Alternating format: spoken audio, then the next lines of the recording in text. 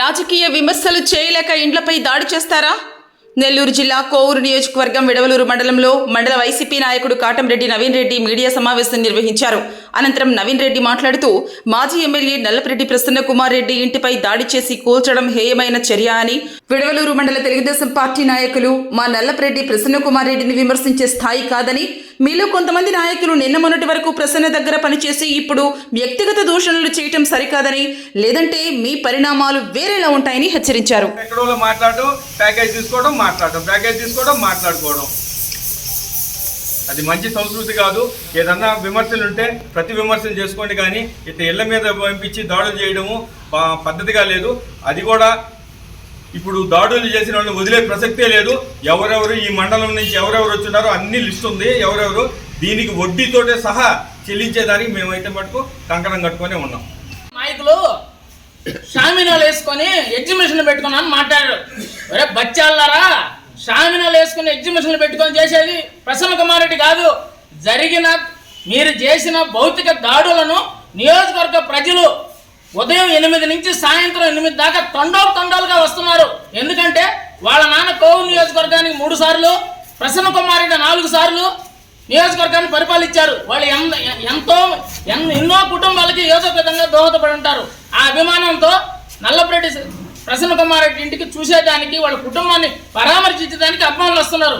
మేమే షామినాలు పెట్టుకొని, మేమేమి ఎగ్జిబిషన్లు పెట్టుకొని మేమేం చూపించాల్సిన అవసరం మాకు లేదు. ముందుగా మా ప్రసన్న కుమార్ రెడ్డి మాట్లాడే విషయం కాదు, ఆ విషయాన్ని లేపింది ముందు మీరే.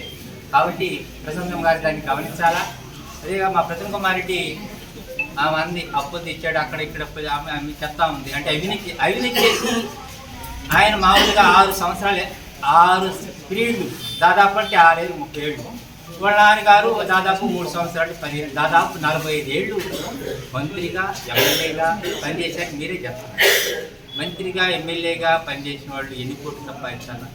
జిల్లాలోకే మీకన్నా ఇంకా పెద్ద కుటుంబాల కన్నా కోట్లు సంపాదించి కట్టించి జిల్లాని సాధించిన స్థాయిలో ఉండాలా. కానీ లేదు కదా, వాళ్ళు నిరంతరం ప్రజల కోసం పనిచేశారు కానీ ఎక్కడ అవినీతి చేయాల. మీరేమన్నా అవినీతి చేసిన ప్రసన్న కుమార్ రెడ్డి గారు అవినీతి చేసి కోట్లు సంపాదిస్తే మళ్ళీ అప్పులు ఎందుకు తీసుకుంటాడు?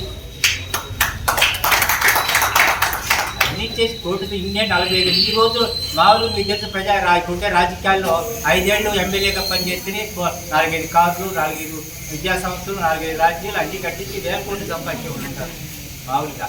కానీ 45 సంవత్సరాలు మంత్రిగా ఎమ్మెల్యేగా పని మా ప్రసన్న కుమార్ ఎన్ని కోట్లు ఉన్నాయి మీకు తెలియదా?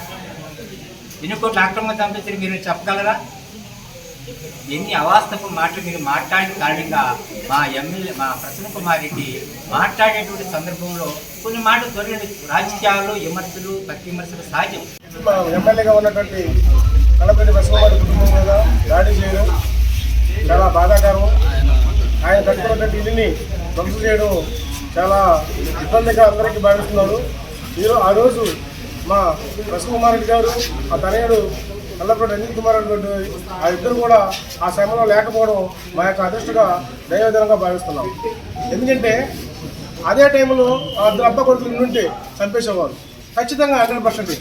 ఎందుకంటే మన గ్రామాల నుంచి జనాలు పోయి ఆ ఇంటిని ఆ విధంగా ఖండనం చేశారంటే వాళ్ళ యొక్క ఉన్నటువంటి పోయిన వాళ్ళు ఏ విధంగా చేసి ఉంటారో వాళ్ళకి తెలుసు, మనకి తెలుసు.